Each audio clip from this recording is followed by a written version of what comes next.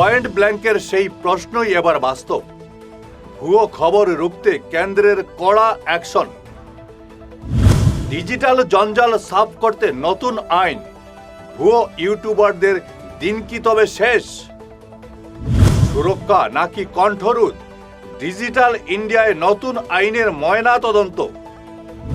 Social মিডিয়ায় নির্ভীক সাংবাদিকতা কি এবার শেষ হতে চলেছে, নাকি ডিজিটাল দুনিয়া আরো স্বচ্ছ হবে? নমস্কার, আপনারা দেখছেন ঈশান বাংলা পয়েন্ট ব্ল্যাঙ্ক। গল্প নয়, শুধু সত্য। মনে পড়ছে কিছুদিন আগে পয়েন্ট ব্ল্যাঙ্কের পর্দায় আমরা জোরালো প্রশ্ন তুলেছিলাম। সোশ্যাল মিডিয়ায় যারা খবরের নামে বিষ ছড়াচ্ছে, যারা ভুয়ো তথ্য দিয়ে সমাজকে বিভ্রান্ত করছে, তাদের কি কোনো লাগাম নেই? প্রশাসনের কি কোনো নজরদারি নেই? অবশেষে সেই দাবি যেন মান্যতা পাচ্ছে।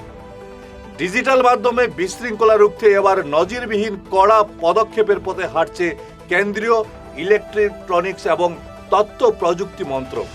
আপনারা দেখেছেন কিভাবে স্মার্টফোন হাতে একদল মানুষ সাংবাদিকতার আড়ালে ভুয়ো খবর ছড়িয়ে অস্থিরতা তৈরি করছে।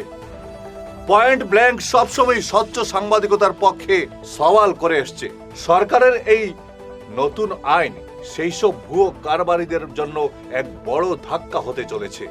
এতদিন যারা ভুয়ো খবর ছড়িয়ে গা ঢাকা দিত, নতুন নিয়মে তাদের ব্যক্তিগত তথ্য সরাসরি সোশ্যাল মিডিয়া প্ল্যাটফর্মের কাছ থেকে চেয়ে নিতে পারবে সরকার।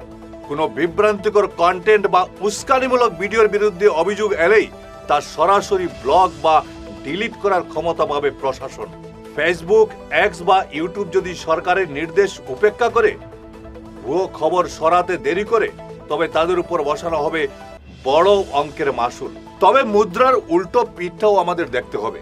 আইন বিশেষজ্ঞরা বলছেন, ভুয়ো খবর রোখার দোহাই দিয়ে সরকার যেন আবার স্বাধীন কণ্ঠস্বরকে স্তব্ধ করে না দেয়। ইকিগাইলের সিনিয়র অ্যাসিস্ট্যান্ট পল্লবী সুনদী যেমনটা সতর্ক করেছেন, তথ্য ও সম্প্রচার মন্ত্রকের ক্ষমতা যেভাবে বাড়ছে, তাতে যে কোনো সাধারণ পোস্টকেও যাচাই করার নামে আইনি পেঁচে ফেলা হতে পারে।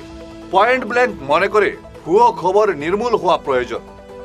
সমাজকে মিথ্যা তথ্যের হাত থেকে বাঁচাতে এক শক্ত আইনি কাঠামোর অভাব আমরা বহুদিন ধরেই অনুভব করছিলাম। কিন্তু সেই আইন যেন ডিজিটাল দুনিয়ার সাধারণ মানুষের নিরপেক্ষ সমালোচনার অধিকারকে কেড়ে না নেয়। ভুয়ো খবর ছড়ানো যদি অপরাধ হয়, তবে সেই অপরাধ দমনের নামে কি স্বাধীন সাংবাদিকতার ডানা ছাঁটা হবে? আগামী 14 এপ্রিলের মধ্যে মতামত জানানোর সুযোগ আছে দেশবাসীর কাছে। সরকার আপনাদের কাছ থেকে আপনাদের মতামত জেনে নেবে। আপনি কি ভাবছেন, এটা কি সুরক্ষা নাকি নিয়ন্ত্রণ? দেখতে থাকুন ঈশান বাংলা। নমস্কার।